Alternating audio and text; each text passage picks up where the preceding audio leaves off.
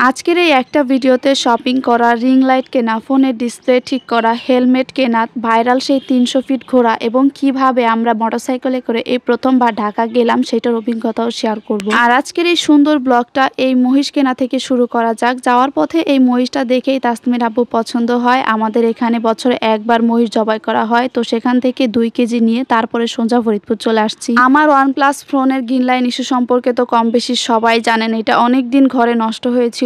Finally এটা ডিসপ্লেটা ঠিক করে এটা নিয়ে নিলাম, কারণ এখন লাইভ করতে হয়, সো ফোনের অনেক বেশি দরকার। এরপরে চলে আসলাম নিউ মার্কেটে। আর এটা ছিল মূলত রমজানের আগের দিন। সবাই এখন তো জেনেই গেছেন আমি অনলাইনে কাপড়ের ব্যবসা শুরু করছি, তো ওই দিন আমি মূলত নিউ মার্কেটে গিয়েছিলাম কি ধরনের কাপড় মার্কেটে আসছে, ঈদ স্পেশাল কোন কোন ড্রেস আছে সেইগুলা দেখার জন্য, কোন কাপড়কে কি বলা হয় এবং কোন কাপড়ের কোয়ালিটি সবচাইতে ভালো, এবং এইবার রমজান এবং ঈদকে সামনে রেখে কোন কোন ড্রেস আমাদের ভাইরাল বা মার্কেটে আসছে সেইগুলা দেখার জন্য। এগুলা দেখার পর মোটামুটি আমার একটা ধারণা বা আইডিয়া আসছে। আর কথাই তো আছে, তুমি যত দেখিবে তত শিখিবে। এরপর মোস্ট ইম্পর্টেন্ট লাইভ করার জন্য রিং লাইট, যেটা আমার কাছে ছিল না। আমি এতদিন ঘরে বিভিন্ন ধরনের লাইটিং সিস্টেম করছিলাম, বাট রিং লাইট আমার নেওয়া খুবই প্রয়োজন ছিল। এখানে আমি রিং লাইটটা দেখলাম। এরপরে চলে আসছিলাম হেলমেটের দোকানে। আমাদের ফরিদপুরে এখন পর্যন্ত পিছনে যে বসে থাকে মোটরসাইকেলে তার হেলমেট না পরলেও চলে, কিন্তু আমি শুনেছি ঢাকাতে মোস্ট ইম্পর্টেন্ট যে 2 জনেরই হেলমেট লাগবে। যেহেতু আমরা কালকে ঢাকা যাব, এই জন্য তাড়াহুড়া করে হেলমেটটা নিয়ে নিলাম।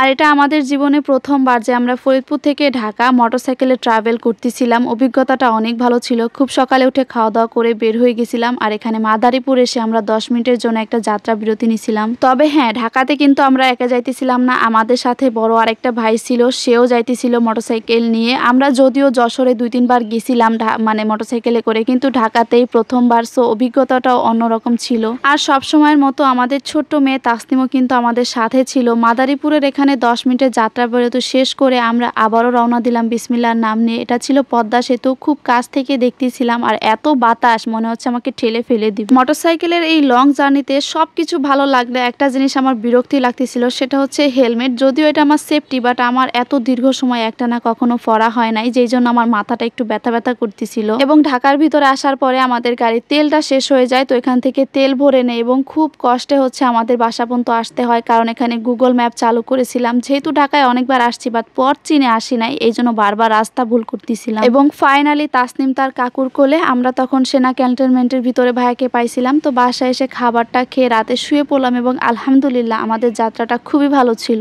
তবে আমি আর তাসনিম ক্লান্ত হইলেও আমাদের সাথে বড় ভাই এবং তাসনিমের আব্বু ক্লান্ত হয় নাই। তারা ওই রাতেই আবার ভাইরাল 300 ফিট চলে গেছিল দেখার জন্য, সাথে নিয়ে গেছিল আমাদের বড় ভাইয়াকে। এইবার যেহেতু হাতে কম সময় এবং ব্যবসার জন্য গিয়েছিলাম ঢাকাতে, সো তেমন একটা ঘোরা হয় নাই। তবে যেখানে যেখানে ঘুরেছি সেগুলোর ব্লগও দিয়ে দিব।